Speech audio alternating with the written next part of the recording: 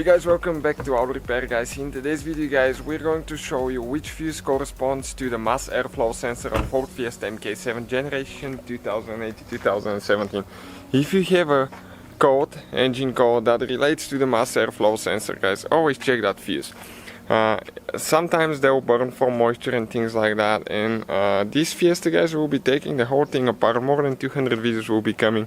Check out the description for more details, and let's go ahead and show you which fuse is for the mass airflow sensor now. Okay, so what we'll need to do, we'll need to open the hood and locate the front fuse box, the one in the engine compartment. Okay, so once you open the hood guys, the fuse box is located right here. This is the fuse box.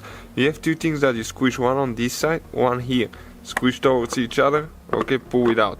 Sometimes you get stuck, okay, in the hoses right there, but you come. And on the back side, okay, let me get out of the sunlight, you can see the fuse numbers printed on the back side of the cover. On the back side we need to locate fuse number 33.